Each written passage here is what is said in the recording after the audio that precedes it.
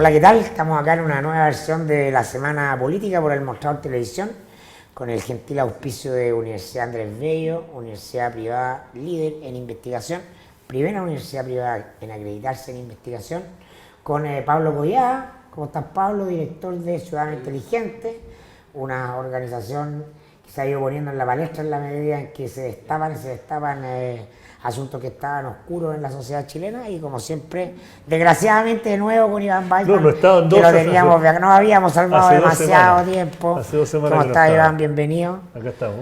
Oye, Pablo, bueno, para entrar en materia, Panama Papers, un asunto de transparencia global, les concierne a ustedes como organización en Chile y en todo el mundo también, ¿no? Correcto, sí, ha sido una semana muy movida, ¿no? O sea, días muy movidos en los que justamente, bueno, vuelve a haber otra filtración de un carácter masivo, mucho más grande que las filtraciones que había habido anteriormente, y que es muy interesante porque si bien otras filtraciones habían abordado temas de la iniciativa privada, esta específicamente cuenta sobre manejos financieros, manejos fiscales de gente prácticamente en todo el mundo, 11 millones de documentos en los que dan cuenta de expresidentes o políticos de diferentes características, diferentes partidos. Presidente en ejercicio.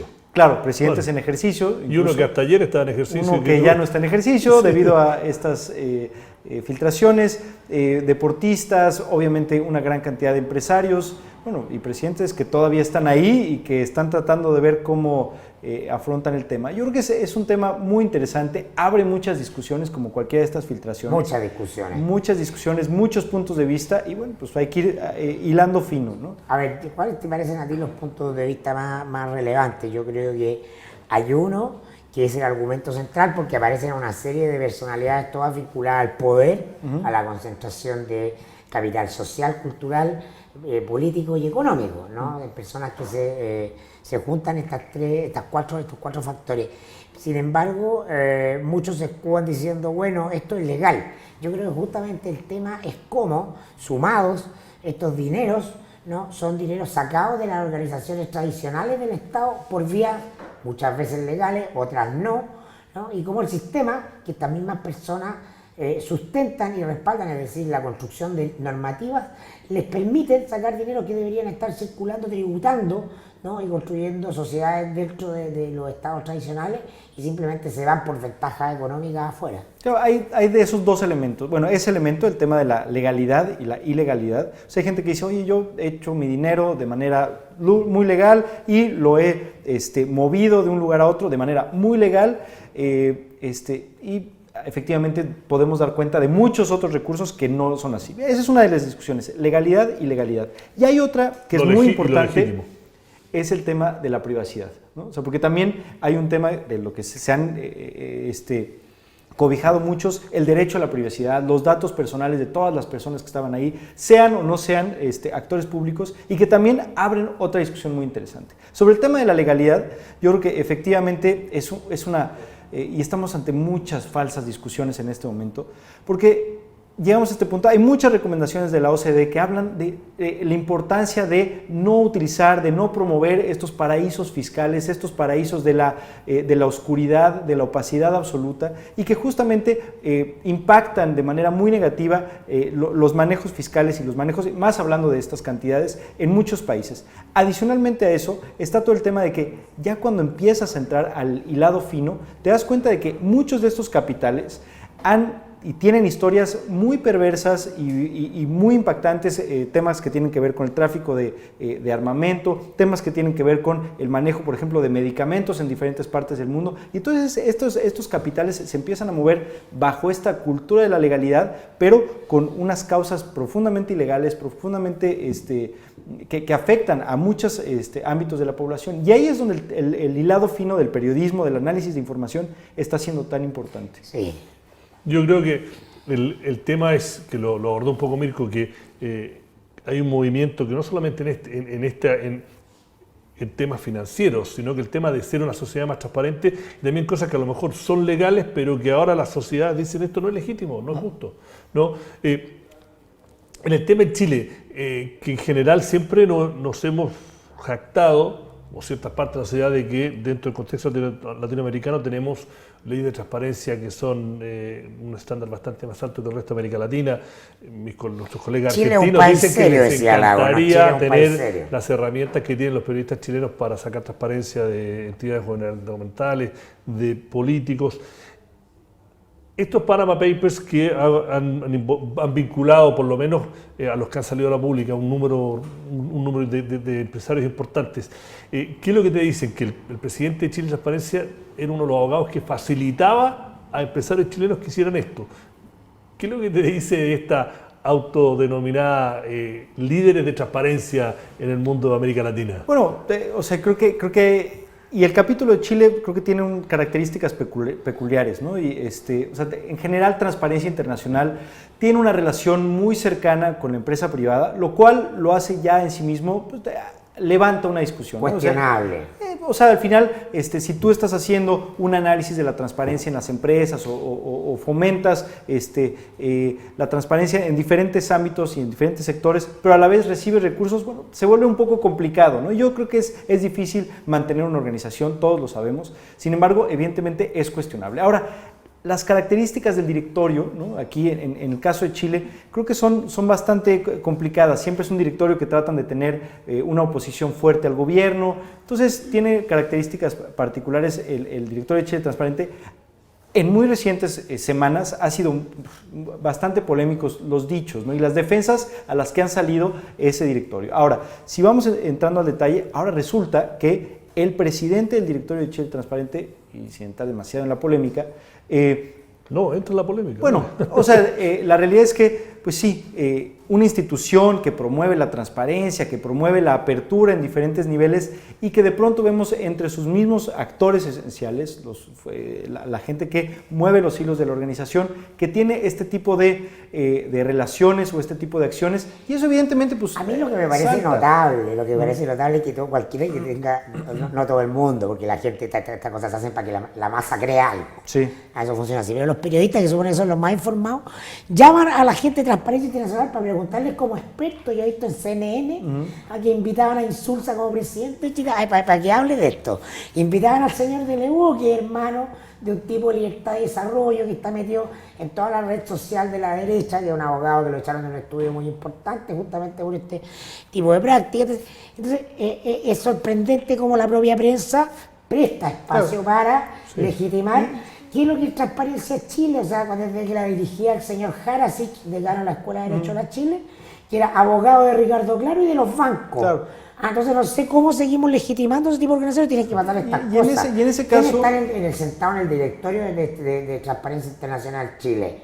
Alfredo Moreno, el mandamás de Penta, el canciller de Piñera. Ahí está el señor Villagrán, un político, no tiene nada malo ser político, bueno, justamente es el lugar para fiscalizar al poder, no para que se sienten los políticos. Y eso se va y le deja su asiento a su amigo José Miguel Insulza, y podemos seguir con una lista de una señora socialité, es decir, es parte de esta lógica de que el país administrado por un club de donde están de todos, y se reparten prestigio, estatus y todo. Una vergüenza. Y por eso es tan importante hoy en día, o sea, no hay espacios para la opacidad. O sea, las mismas organizaciones de transparencia tenemos que ser las primeras en ser muy transparente en todos los recursos que utilizamos, los intereses que perseguimos, los actores que forman parte de nuestra toma de decisiones. Yo creo que es importante. En el caso de la organización, del capítulo chileno de Transparencia Internacional, ha sido muy polémico el uso político que se le da. A mí me da pena porque al final hay muchas acciones que son importantes, los índices de percepción de transparencia, los índices de transparencia de partidos políticos, hay mucho trabajo importante que al final se ve opacado por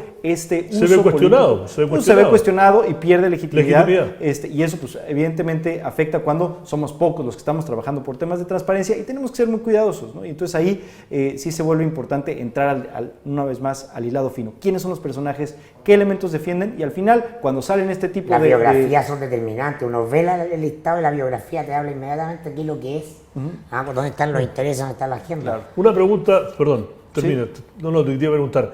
¿Tú crees que esto de los papeles, los Panama Papers, los papeles de Panamá, va a ser un show que va a tener una exposición mediática de un par de días, semanas y después vuelve todo lo mismo, o va a ser un antes y un después de que va a generar cambios? Yo creo que, o sea, todas estas prácticas de transparencia, la implementación de leyes de transparencia, la implementación o el inicio del uso de leyes de acceso a la información, siempre vienen con un impacto muy fuerte y luego empiezan a bajar. Y ese baje o esa bajada responde a varias cosas. Número uno, a que la gente igual ya no es tan escandaloso, tan impresionante, los medios quizá lo utilizan menos o lo aprovechan menos. Y otra parte que es importante es que desafortunadamente se empiezan a crear otros mecanismos para la opacidad, ¿no? Siempre va a haber incentivos. Entonces, hoy en día, el paraíso fiscal tal, de pronto tuvo ahí sus filtraciones, busquemos otro paraíso fiscal u otros mecanismos. Obviamente también hay ciertos temores, ya cuando uno empieza a ver que ese paraíso fiscal de la opacidad donde creías que estabas totalmente aislado e impenetrable, pues de pronto se abrió, bueno, pues quizá digo, ay, ya no lo voy a hacer, o voy a buscar otros mecanismos mucho más complejos. Uno pensaría que mejores leyes, mejores mecanismos de fiscalización de verdad inhiban estas prácticas. Sabemos que hay mucho capital y muchos intereses que buscan mantener la opacidad, entonces se van a buscar otros mecanismos que sean más complicados. Bueno, pues la cosa es, estas filtraciones van a hacer difícil que estas prácticas se vayan repitiendo. ¿Se van a repetir? Desafortunadamente yo pienso que sí.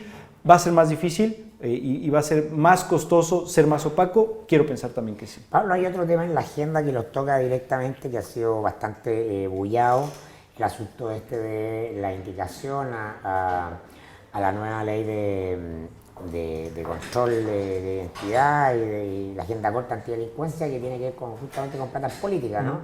Sancionar ahora con pena de cárcel a quienes incidan en las filtraciones. De alguna manera yo siento que el debate estuvo muy concentrado en como una suerte de ley mordaza para la prensa. Yo siento que desde el primer minuto nadie pensó en la prensa. Si esto tenía otro objetivo, los abogados y los fiscales, mismos que filtran la información. Va por ahí y eso ya está aprobado en el Senado y va a tener que verse en la Cámara de Diputados. ¿Cómo lo ven ustedes? No, lo vemos desastroso, es trágico, es un escándalo y yo creo que es una respuesta que de verdad parece no ser sensible a lo que ha sucedido en los últimos meses. O sea, ¿qué ha pasado? Este país se ha convulsionado a partir es sumamente sensible. De protección, no, totalmente, y es un mecanismo de protección muy fuerte, porque lo que hemos visto es que todo lo que ha detonado las investigaciones, las formalizaciones, etcétera, son las filtraciones. No ha sido un trabajo ejemplar del Servicio de Impuestos Internos que descubrió tal cosa. No, fueron filtraciones. No ha sido un proceso de entrar muy a detalle por parte de la Fiscalía. ¿Se ha hecho trabajo interesante? Sí. ¿Se ha hecho trabajo profundo? Sí. Pero muchos de los escándalos más puntuales han sido filtraciones que después salen por la prensa y que eso detona una mayor profundidad. Entonces, si vemos eso, claro, y de pronto la primera reacción es... La verdadera y única sanción que tiene el político involucrado en esto es la sanción política, que es la exposición pública. Claro. De hecho, al político lo que menos le importa es la sanción penal. De hecho, tú tienes un sistema penal construido para que los delitos de cuello y corbata tengan una sanción menor. Ejemplo, Jovino Novoa, pena remitida y una multa. Y que sea sumamente complicado entrarle por ejemplo, nosotros somos querellantes en materia de cohecho y obviamente es muy complicado, se necesitan investigaciones muy profundas y hay mucha información que se tiene que procesar. Nosotros promovemos las filtraciones, a ver, no es que lo promovamos, pero sabemos que es un ejercicio que tiene que ver con un juego político al interior y que de pronto penar, o sea, y bajo esta nueva indicación, se está penando con mayor severidad la filtración que muchas veces el acto que está siendo puesto sobre la palestra, ¿no? Entonces a nosotros nos parece trágico. Yo como observador privilegiado de esto, lo que lo veo es como una operación mucho más amplia, que es natural, que es un mecanismo de protección, porque en este tipo de procesos de cambio social se avanzan dos pasos y se retrocede uno. Siempre hay una reacción, claro, una reacción restauradora, ¿no? O sea, el aprobar esto tiene que ver también con que salga el subdirector jurídico del Servicio de Impuestos Internos, es decir, que ellos, por una parte, tienen el monopolio de la acción penal, es decir, nadie más usa la acción penal, pero no la queremos usar para castigar a nadie. Claro. Está mandando una acción política, eso está coordinado así. O sea, ¿quién firma el decreto finalmente con el inciso que va a ser modificado por petición de la Fiscalía? El ministro Burgos. ¿De quién depende el Servicio de Impuestos Internos? Del poder político, del Palacio de la Moneda. Es decir, aquí hay una acción sistemática natural, si el poder está para mantenerse los privilegios que tiene. Lo que me sorprendería a mí sería que el poder dijera, sí, en realidad nos hemos equivocado y ahora vamos a hacer una elección transparente, claro, somos malos. No, eso no va a pasar. No, esto es una batalla. Entonces, lo iluso todavía un cierto discurso que pone solo una categoría moral para decir, pero ¿cómo esto ocurre? Eso es lo que ocurre naturalmente porque el poder se ve a sí mismo como un grupo privilegiado que tiene que defender ese privilegio. ¿No? Y afortunadamente, no es cierto que el poder es para servir, el claro, poder es para servirse. Y afortunadamente lo que hemos estado viendo en este último año y medio es un conjunto de personas que al final, a ver, no son hermanitas de la buena voluntad tampoco los que filtran, o sea, también se persiguen otro tipo de intereses. Sin embargo, es importante decir, existe esa oportunidad, o sea, los sistemas son muy cerrados, los intereses son muy acotados, se busca la permanencia en el poder o la permanencia del control del poder en muchos niveles. Entonces, de pronto, y ahí lo que nosotros promovemos es, a ver, apoyemos, aunque suene muy naif, el sentido de la justicia. Y si tú eres un funcionario, si tú eres un gerente de un banco y tienes información que consideres que puede beneficiar la claridad, la transparencia, la apertura, bueno, pues, a ver, Estamos tiene en un punto de No, más decisión que los fascinante fiscales- porque la ley se contradice con la justicia. Además que los fiscales, si uno lo ve causa-efecto y lo ve cronológicamente en los últimos años, las filtraciones que muchas veces coincidían con investigaciones paralelas que estaba haciendo algún medio, se hacían cuando se notaba que los fiscales se sentían frustrados porque iban a tapar algo, y ahí era que se juntaba una investigación porque si tú lo notas, las filtraciones siempre venían en momentos claves. Momentos claves como cuando iban a perder una batalla y dicen, lo único que nos queda es que esto salga a la luz pública. Sí, como ocurrió con Longueira. Bueno. El caso de Cohecho Longueira estaba listo para ser tapado porque sonaba un problema al diseño que tenía el fiscal nacional de terminar esto rápido, cuanto antes, y que tuviera un equilibrio político. Longueira desarmó ese equilibrio político, la filtración, y ocurre simplemente cuando entra en conflicto uno de los fiscales, Norambuena, que está en la tesis de llegar hasta el fondo, con la agenda del nuevo mandamás de la Fiscalía y su hombre ahí que era Pablo Gómez, y ahí Claro. se filtra. Sí. Bueno, y lo mismo que pasó Y en las intenciones, pues yo creo que, por ejemplo, el haber creado una fiscalía independiente, que yo creo que en un momento el sistema político dijo, bueno, hagamos como que es independiente, pero siempre lo vamos a poder manejar, y ahora no resulta que hay toda una generación nueva de fiscales que sí quieren ser independientes. Lo mismo con la ley de transparencia de los políticos que tienen que poner su cosa, que yo sé que la gente que ha estado siempre en Chile lo ve como un mínimo, pero incluso es muy parecida a la de Estados Unidos. Yo creo que los políticos no se dieron cuenta cuando que creyeron que, bueno, vamos a ser OCDE, vamos a tener esta ley de que uno tiene que poner sus intereses, y resulta que en los últimos 2 o 3 años hemos visto que esa ley funciona. Si uno, los medios presionan, o sea, tiene que bancar. hay una tensión entre el poder tradicional establecido y nuevos poderes emergentes que lo cuestionan de acuerdo a nuevos valores. O sea, Ahora, y cualquier sistema democrático permite esa lucha de poderes, ¿no? Claro. O sea, no un estatismo de los actores tradicionales, tanto en términos de partidos, como de los que financian a los partidos, que es lo que estamos viendo. Y lo vemos aquí, y lo vemos en Estados Unidos. El elemento central de las campañas hoy en día es quién está financiando esas campañas, quién está financiando a esos actores. Y es una discusión muy importante y está abriendo muchas heridas. Heridas que se han abierto en este último año y medio en Chile, y que es como, bueno, pero es que era muy difícil financiar las campañas. Bueno, pues sí, pero había ciertas reglas. No nos podemos cobijar en que era complicado para defender prácticas irregulares. Y hoy en día, que de pronto se está abriendo esta posibilidad de entrar al fondo, de hacer las reformas correspondientes, de transformar estos equilibrios de poder, tenemos que asumir esta responsabilidad y entrarle a fondo. Eso está detallando, eso está rompiendo muchas relaciones, pues sí, pero si queremos como ciudadanía ejercer este rol de una cultura más democrática, pues le tenemos que entrar, y no tenemos que tenerle miedo a las filtraciones, a entrar a la discusión a fondo, a hacer sanciones que verdaderamente respondan a una investigación profunda, y a no meter leyes que tengan que ver con seguir penando y penando y penando y frenando el flujo de información. Lo que yo trato de decirte es que esas leyes van a existir, son el mecanismo de defensa que tiene el sistema, pero van a quedar en desuso. O sea, la misma tecnología hace imposible incluso en algunos casos rastrear quién filtró.